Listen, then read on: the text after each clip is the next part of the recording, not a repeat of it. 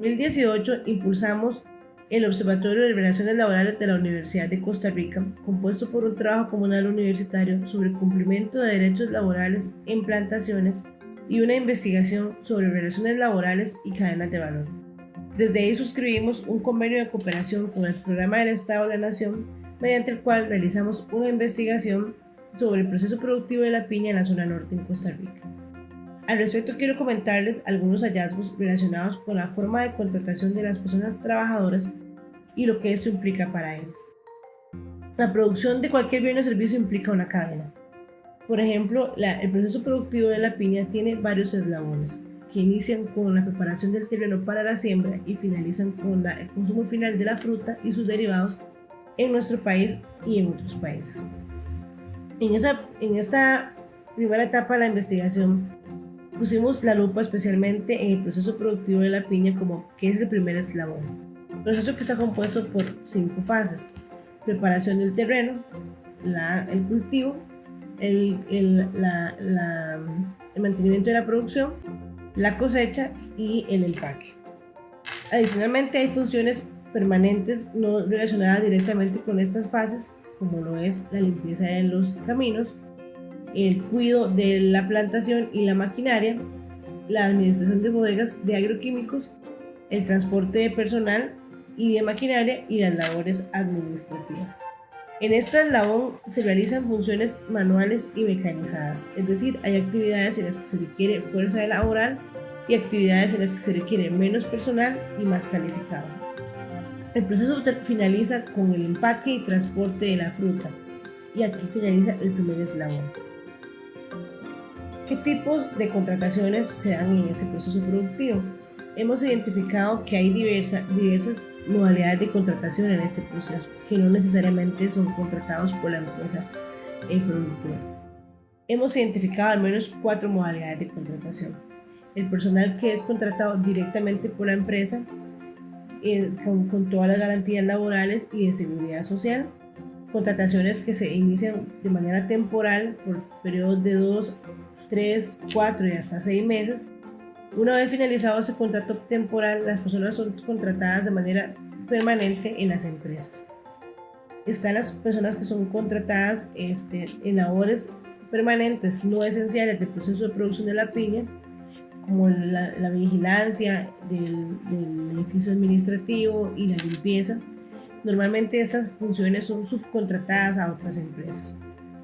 Como tercera modalidad está el personal subcontratado de manera ocasional, con procesos, por ejemplo, como la piña natural, que es cuando naturalmente se produce una piña que no estaba programada. La empresa contrata a un contratista para que a su vez contrate personal y puedan sacar esa cosecha que es ocasional. Y la cuarta modalidad es la subcontratación en labores de manera permanente en el proceso esencial de producción de la piña. Estas últimas 2 modalidades son las que inciden de manera negativa en mayor medida de las condiciones laborales y son las que generalmente son más utilizadas por las empresas. Estas 2 últimas, y estar contratado en una modalidad u otra implica diferencias entre los mismos trabajadores del proceso productivo, trabajadores con mayores o menores condiciones y menores garantías dentro del mismo proceso productivo. ¿Cuál es la relación de la empresa principal y la empresa auxiliar? Cuando la empresa contrata a un contratista, es el que a su vez contrata al personal que va a realizar las funciones dentro de la empresa. El contratista normalmente no es una persona empresaria, generalmente es una persona física que no tiene recursos propios. Generalmente es un trabajador de confianza de la empresa, alguna persona de la comunidad que no tiene dinero y que el dinero que paga a los trabajadores le es girado en su totalidad por la empresa contratante. Al no tener medios propios, el contratista no puede hacerse cargo o pagar los derechos laborales, las cargas sociales y demás derechos de las personas contratadas. Y aunque pareciera que estamos ante una relación triangular entre 2 empresas y 2 trabajadores, Realmente lo que ocurre en la mayoría de ocasiones es una intermediación laboral encubierta para, que la empresa principal se beneficie de ese servicio, y generalmente el contratista termina siendo un trabajador más de la empresa principal o la empresa contratante. ¿Cuál es la responsabilidad laboral frente a las personas subcontratadas? En la práctica suele suceder que ninguna de las dos partes se haga cargo de esa responsabilidad laboral. Es decir, ni la empresa principal ni el contratista se hacen cargo o se hacen responsables de esa carga laboral. La empresa principal usualmente suele decir que esas personas no son sus trabajadores, que no han sido contratados directamente por esta empresa, pese a que los trabajadores subcontratados entran en la dinámica normal de la empresa a realizar funciones esenciales del proceso, y en muchas ocasiones se les gira órdenes a esas personas por parte de los personeros de la misma empresa. El contratista, al no tener los medios para asegurar a los trabajadores, generalmente no puede hacer frente a las cargas laborales, a las pólizas de riesgos, y si tienen algún accidente, normalmente los trabajadores son enviados a sus casas para que se recuperen. Solamente en casos de extrema gravedad, la empresa contratante asume la atención médica por parte de un médico privado.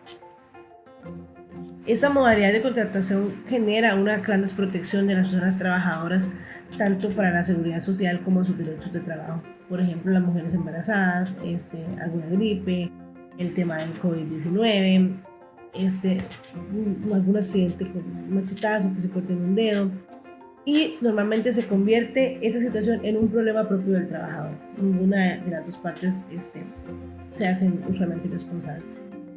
¿Cuáles son las funciones subcontratadas? Las funciones subcontratadas son normalmente funciones esenciales del proceso de producción de la pyme. Funciones como el desijo, de hierbo, cortar las hojas.